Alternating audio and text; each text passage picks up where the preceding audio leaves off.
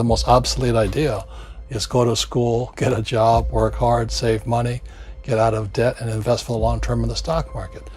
See, why would you save money when they're printing trillions of dollars? The gap between the 1% and 99% is massive. You see, it's not just money. You have to step back and look at the bigger picture. So what do you do? In every one of us is a poor person. There's still a poor person inside me. There's also a middle class person, and the middle class person wants security. They want that steady paycheck. And there's a rich person. And they're all inside of us, except that it's not taught. You're taught to go to school, get a job, and get a paycheck. You're not taught to how to get rich. If you read Rich Dad, Poor Dad, my rich dad refused to pay me. He said the paycheck was one of the most damaging things you could take in your life. He says the moment you take a paycheck, you're an employee, and that's the mindset. So my rich dad never paid me. It drove my poor dad, government employee, nuts. You gotta pay people, you gotta pay people. And Rich Dad was not saying that the paycheck was bad. He says you didn't want to be a slave to money. So as an entrepreneur, if Rich Dad folded, I just started another company. I don't need a paycheck. I don't need anybody to take care of me. If my government doesn't like me, I move to another country because they need entrepreneurs there. So the entrepreneur is not so much the business. The entrepreneur is really the mindset and the skill sets and the different set of rules. You see, I don't operate, small business does not operate in the same rules as big business. Entrepreneur is a mindset first, a skill set, and rules. And depending upon whether you're an employee or a small business, the rules are different. The mindsets are different, the skill sets are different. If you could say one thing to somebody who's never been an entrepreneur and they're thinking about making the leap of faith into becoming an entrepreneur, what could you tell them? Well, I'll just tell them the same thing that happened to me. My last paycheck, I still remember it clearly. It was one of the worst and the best days of my life. And I was in Puerto Rico. I was working for Xerox, and my boss gave me my last, it wasn't a paycheck, it was a bonus check. I think it was about $30,000, taxable. It's the only problem with that. So I got this check and I went, holy mackerel. So I was excited, but I was also disturbed. And so this other guy comes up to me, his name was John, and John says to me, he says, you're gonna be back. I said, why? He says, because you're gonna fail.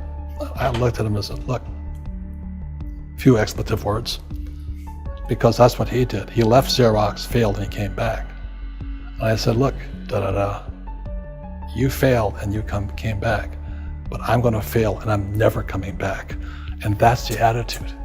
Do you know what I mean? If you say, well, if I fail, I'll go back to mommy and daddy, then that's what you'll do. So if you fail, that's when I became an entrepreneur, because I had no money. I had no money for years.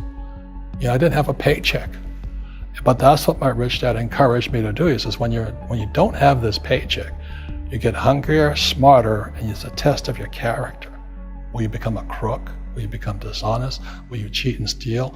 Or will you become a better human being? So really, that's the benefit of becoming an entrepreneur, is you really find out who you are when you don't have anything. So you always have to look at the big picture. Too many people look at, well, what's going to happen to me? When you look at the big picture, you're also going to know that when something bad happens, something good's going to happen. But you got to prepare for whatever is coming. If you think next 20 years will be like the last 20 years, you're going to get creamed.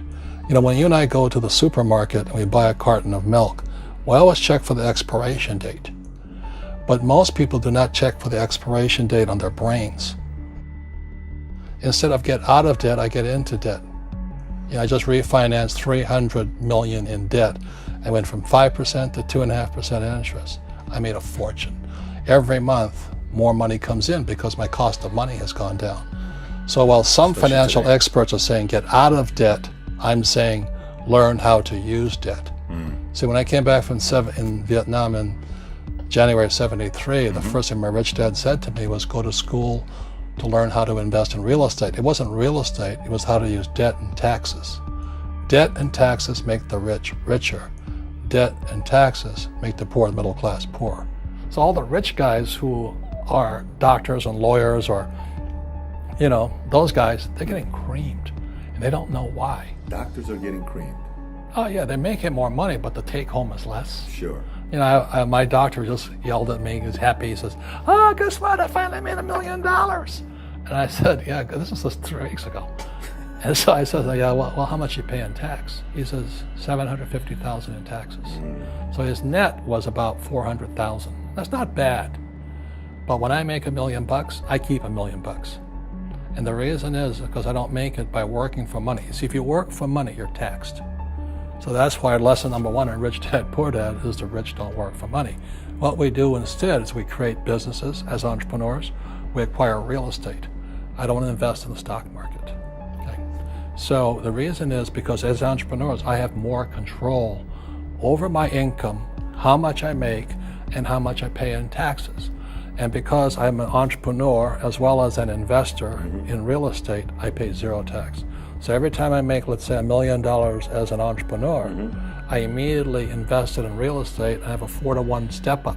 So I put $1 million in real estate, I get $4 million from the bank. That's why I love banks. But the banks are screwing everybody else, terrible, but it's good for me. That's why you say when you print, it's good for you, but when you print, it's bad for people that work for money. Because when you print, savers get creamed and people who work for money get creamed. When they print, debtors get rich. You see, debt and taxes make the rich richer, and debt and taxes make the poor middle class poorer. When we have obsolete ideas, we get obsolete results. So what's happening for most people, the idea of going to school, getting a job, working hard, saving money, getting out of debt, buying your house because it's an asset, and investing for the long term, is obsolete. The world has changed. The world changed in 1971 when President Nixon took us off the gold standard and money became debt. What if we get rid of school? Then what would happen? Would it be better if we had no educational system at all? No, I'm saying education is more important before. It's just obsolete. There's Moore's Law which states information doubles every 18 months. In other words, everything's obsolete 18 months. So, and this is just a recent phenomenon. So when you come out of school, you're already obsolete. And that's why I'm the old guy, I meet my friends who went to Harvard. I went to Harvard. I said, yeah, that was how long, 50 years ago? Today, the banks are charging you interest to save money. In other words, banks don't want your money because they printed too much of it. And that's why there's this bubbles in stocks and bubbles in real estate and all this. People are dumping the cash because, as I said in here, savers are losers and cash is trash. And yet people are, well, I want a high-paying job. Well, that's an obsolete idea. Get out of debt is an obsolete idea. You should learn how to get into debt, how to use debt to get rich, and they'll never teach you about taxes. The reason the 1% is way up here and the 99% are going this way is because when you print money, 2 things happen: inflation and taxes. It's crushing them. And any entrepreneur thinks, I'm just going to make money, I'm going to start a business and make a lot of money because of what we talk about. They really have got to smell the roses, man. That's not what the real entrepreneurs are doing. Most entrepreneurs, there's 28 million small business owners in America. 24 million are what are one-person entrepreneurs. They're called non-employee entrepreneurs. So and that's what happens is when people don't really understand what an entrepreneur does. So most big people are self-employed, but they're not really entrepreneurs. The self-employed pay the highest taxes of all, and nobody tells them that. Yeah, it's also called the entrepreneurial spirit, but what we were actually talking about was there's no such thing as a bad economy. There's external, you and I, we all have an external economy, but we also have an internal economy, and the willpower is to change our internal economy. So for me, I can see the good and I can see the bad. I don't really give a damn because I'm going to be rich anyway. But a poor person with a poor personal economy, all they're going to see is a bad economy because they don't know how to make money in any economy. And a middle class person, they have a middle class economy. What they want is a nice house and a steady paycheck and the job and the car. And so when you take their job away, to them, that's disaster. Well, since an entrepreneur doesn't have a job anyway, it's no big deal. So all I'm saying to people, and it's what Bucky Fuller taught me, is always two sides, you know what I mean? Unity is plural, at minimum two. So if you think the economy is bad, it's because your economy is bad. If you think that steady, employment is important, then you'll see an economy without jobs. Your economy versus the external economy. What you control versus what you can't control. I can control. Yeah, it's called an internal focus versus an external focus. So the real entrepreneur has an internal focus. That if they fall down, they say, "Oh, this is good, because I'm going to go up higher." The average person will fall down and say, "Oh, I'm going to take some Prozac," or somebody has a mistake. So, "Oh, the mistakes don't matter." Well, mistakes matter. It means you didn't know something. But a real entrepreneur, whether they fall down, they always can go up. They can stand back up and go higher. That no matter what happens to them, they get stronger and better and smarter and happier.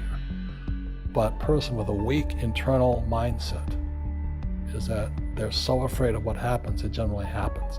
Like, people who are afraid of losing their jobs, they generally lose their jobs. You know what I mean? Yeah, so everything you can comes through you. Yeah, so the entrepreneur first job is to control inside here, not outside there. The moment you take that paycheck, you're an employee. You've got to be stronger than that. It's about inside control.